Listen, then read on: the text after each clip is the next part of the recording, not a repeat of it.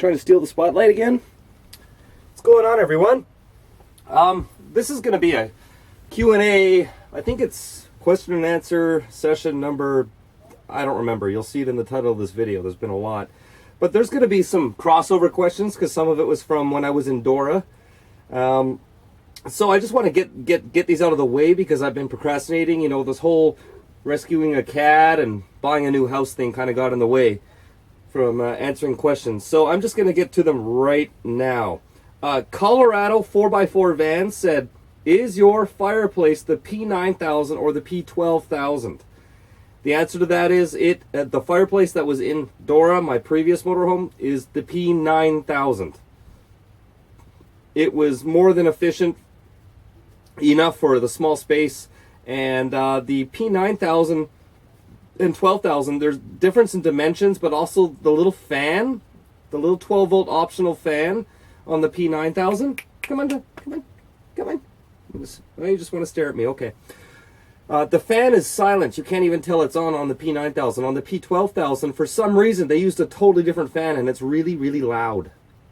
Also, it wouldn't have fit in that cabinet that was where I had it installed in Dora. Next, My Camper Home says, in the back bed, do you sleep in line with the camper or across it? Is it wide enough to sleep perpendicular to the van? The answer to that is, when I originally had it, for those of you that have been watching my channel for the last year and a half, I had it as a king-size bed, so you could sleep either way, and it was over 7 feet each way. But when I finally finished it, it was just widthways. I had the bed across the back width, so you could sleep across the van, not lengthwise. I mean, you could on the sides as a single bed because I had those seats that kind of extended off the bed on each side. But generally, the bed was separate. It was also raised a little bit from the seats when I put the new memory foam in. Matthew Ronk says, no question, can I get a shout out on your next Q&A video? I love the videos, I own the stickers, and if you had hoodies, I'd buy them too. Keep on rocking in the free world. Matthew Ronk, here's your shout out. Keep on rocking in the free world, buddy. Big Red Chevy Truck says, I'm sure you've probably gotten this question before, but as someone who is thinking about doing this soon, this is the biggest question. Are you being sarcastic? Because this is like the mail question.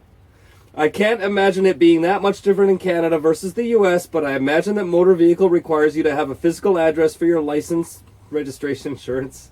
How do you handle that living in the RV? That's my biggest concern before getting into it. You've got to be joking, man. Everyone has at least one friend or family member with a stationary address, right? I've met, God, maybe 200 people living in RVs and campers over the last 15 years. Every single one of them just uses a friend or family member. It's not that big of a deal. In fact, it was the last thing on my mind before I moved into a vehicle.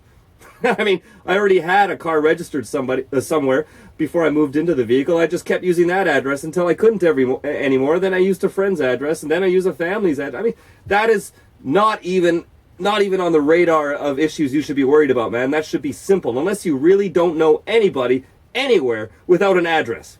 All right. The Atomic Soul says, can you give some details on the security camera setup you have? Sorry if I missed the post about that. I couldn't find one. No, generally, I don't want to go into details, and not even for the new owner. Oh, hi, the cat is behind me. I haven't built the wall here yet. I don't have much time, guys. I'm working 5 days a week, and on my 2 days off, which are separate days of the week. One day I do laundry and clean up and shopping, and the other day I'm trying to get things done in here, but I can only do a little bit at a time. I got the TV and things like that, but lots to do. It's going to take me all winter to get the things done that I want to get done, but you're going to like it. I promise you that. But as far as the security goes, I don't ever go into details about things like that online for obvious reasons, because you're on the internet. And now that the new owners have Dora, I don't want to talk about anything that, I don't want to jeopardize them if I go into details about anything, really, that could do with security or whatnot. But on that note, the new owners arrived back in St. Louis, Missouri yesterday. I got the email, and they had a safe and fun trip. Apparently a lot of rain on the way there, but poor Dora is back in Missouri. I miss her already. I have to admit, I really miss her. But I got my new bitch here now, so.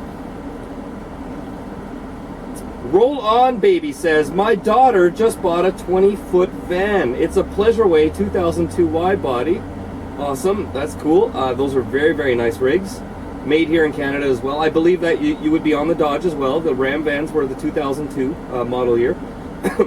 She doesn't want to rent, and she's asking me if she has to go dry all winter, meaning no water, no toilet. I told her I was going to ask you, does your water line freezes? Can you use the toilet?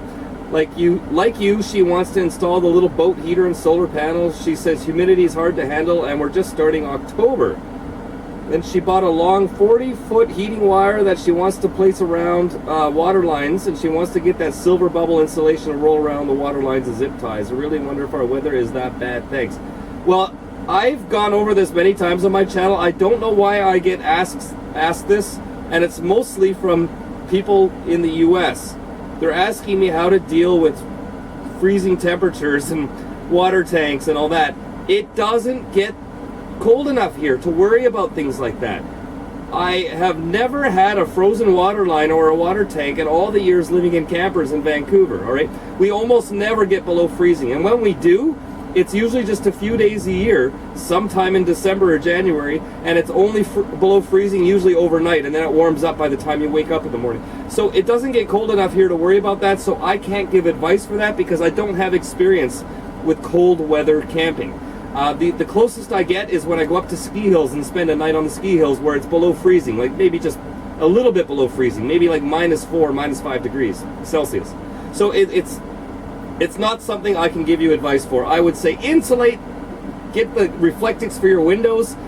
This is the best advice I could give you. Reflectix on the windows so it's insulated, and your tanks underneath, foam insulation, and if you can, install 12-volt tank heaters on it. But I mean, I don't know where you are. If you're on the eastern end of the country or you're in the US on the eastern side, you're going to get a lot colder temperatures than we ever get here. So you need to ask people on that side of the country on how they deal with it or whether they go dry or not, okay? That's the best I can do. So that all being said, I've moved in very comfortably. I'm quite happy. The vehicle is fantastic. I have so much planned to do for this. It's not going to be like in the summer when I did all the big door renovations in like 2 weeks because I wasn't working. I had some time off work. I don't have that luxury now, so I have to plan everything for my next day off and get one little thing done, and then a few days later get one more little thing done. So it's going to take a while, guys, and don't expect too many videos. You can follow me on my Facebook page, as most of you are, and you can see I do daily updates on Facebook, but on YouTube, maybe one video a week is all you're going to get during the winter. And you'll see how things go a little faster on the Facebook page. I post all the little things up there, and a lot of other things too, that have nothing to do with RV life. It's just my general page for everything and randomness. So join me there, facebook.com/JustIncredibleTV, and keep on rocking in the free world, everyone.